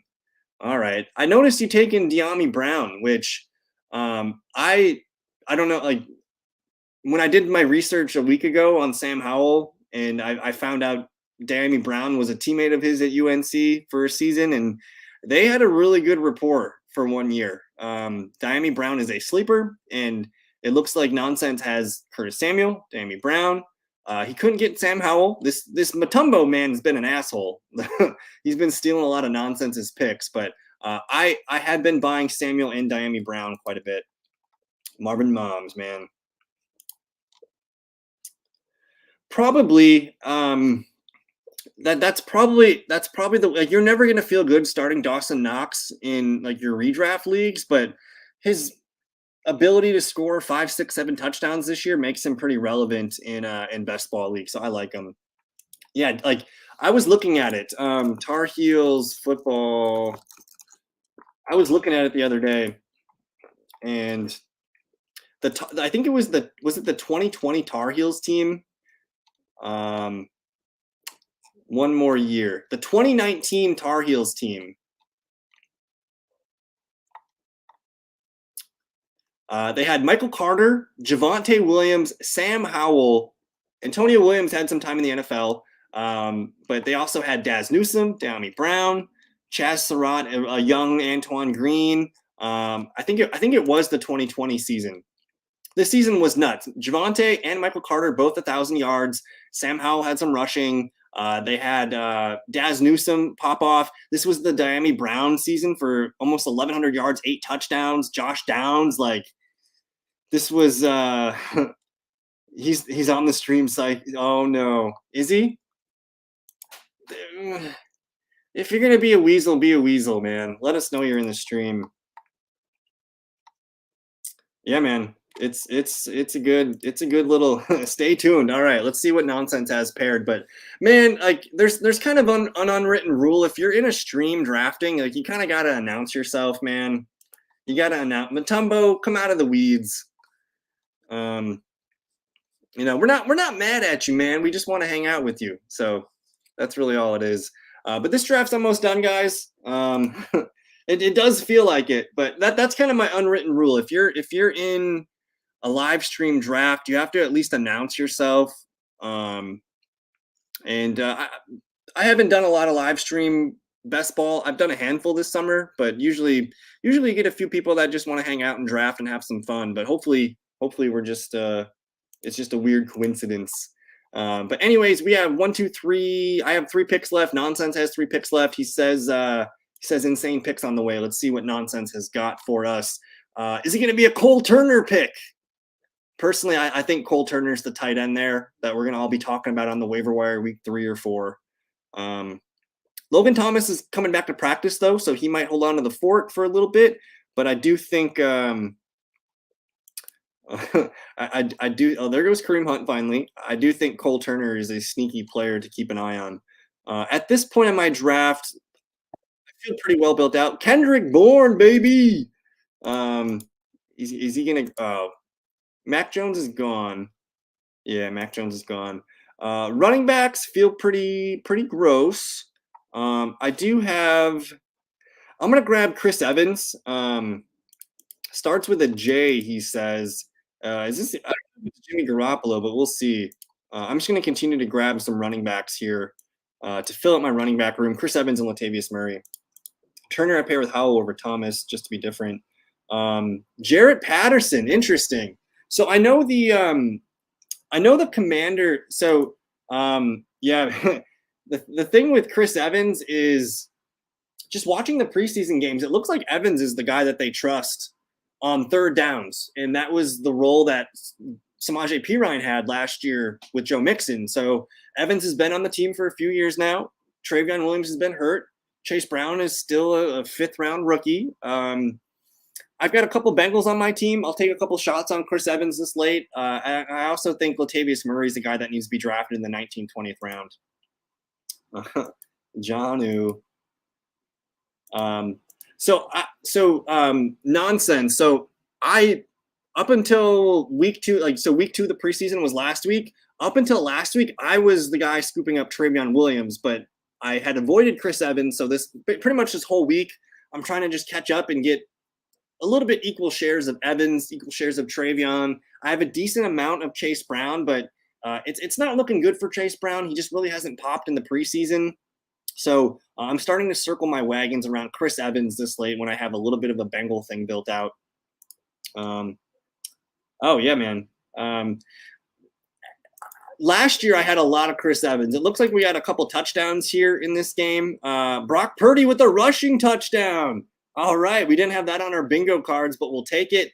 And then holy balls, Josh Kelly with a 75-yard touchdown run. 75-yard touchdown run for Josh Kelly.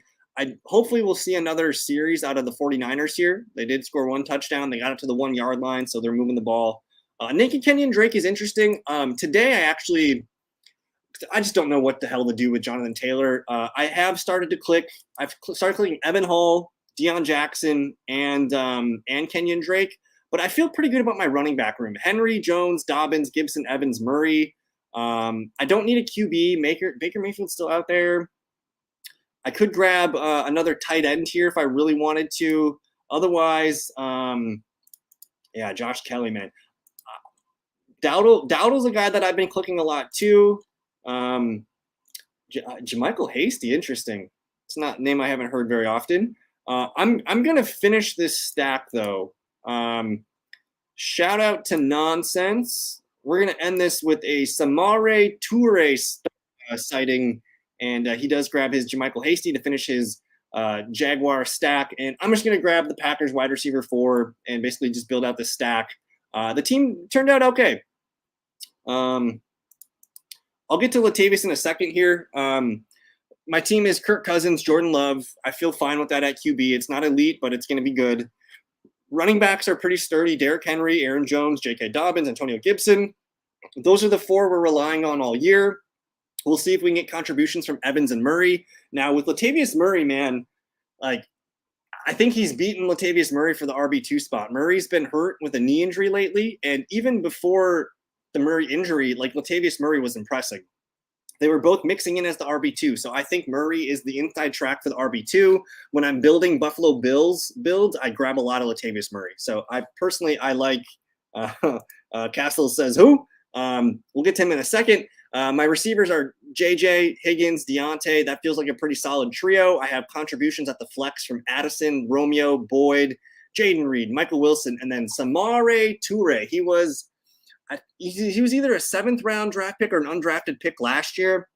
It's his second year with the team. He's operating as the clear number 4 for the Packers. And because I just have a heavy Packer stack, I thought I'd just go ahead and end it with him. Musgrave, Ferguson, Dawson Knox round out my tight end. So I feel decent about it. It's layered with Vikings and Packers. It feels solid. And let's take a look at Nonsense's team here.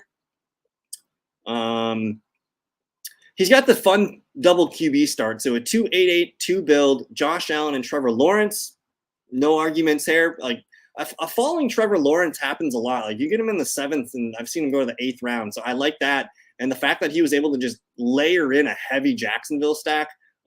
His running backs are Cam. And so he waited for running back. I think he was able to land it. Cam Akers, Herbert, those are your starters for the first game. And then he's hoping to get contributions from Cannon Gainwell, Tyler Algier. Jeff Wilson's going to pop off. Kieran Williams is going to pop off. And then Jarrett Patterson and JaMycal Hasty are his Hail Mary bullets. We'll see if those guys can take advantage of an injury or something. At receiver, looks pretty good. Cooper Kupp, Calvin Ridley, Drake London is the main trio. You're going to get Zay Jones. And Zay Jones is running in a lot of 2 wide receiver sets. In the preseason, he actually ran in the 2 wide receiver sets over Christian Kirk, which was pretty alarming. So I'm buying Zay Jones. Van Jefferson, just another wrinkle to your nice Rams secondary stack here. The Commanders stack is nice. Samuel and Diami Brown. One of those guys can be relevant any week. And then Kendrick Bourne here, Naked Patriot, and then TJ Hawk and Evan Ingram. This looks pretty good there, Nonsense. Looks like you know what you're doing. No nonsense from Nonsense here. He's having a good night. And yeah, Samori Toure.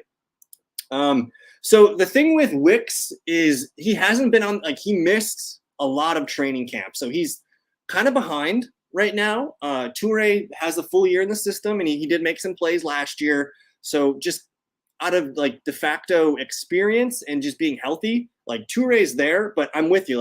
Wicks is a fun player. He's going to be their number 5 They also have Grant DeBose who might make the team, but there's some good options there. But I think Touré's the clear 4. But I want Wicks to stay healthy. And hey, man, like, thank you. Like, this is what we do. This is what we do. Yeah, sprinkle some Wicks in too. So that's an interesting one because I haven't taken Jarrett Patterson. I've taken Chris Rodriguez a couple times. I guess I'm not super caught up with the Commanders RB3 backfield, but I'm gonna go look at it now because if one of B-Rob or Gibson goes down, like another running back is going to be relevant. Jarrett Patterson is one of the incumbents there. He's a veteran. He's had some time there, and he's played well for them in spot duty. So I do like the Patterson sprinkle, but I think Chris Rodriguez does have honorable mention for a sprinkle in your round 20 lineups as well.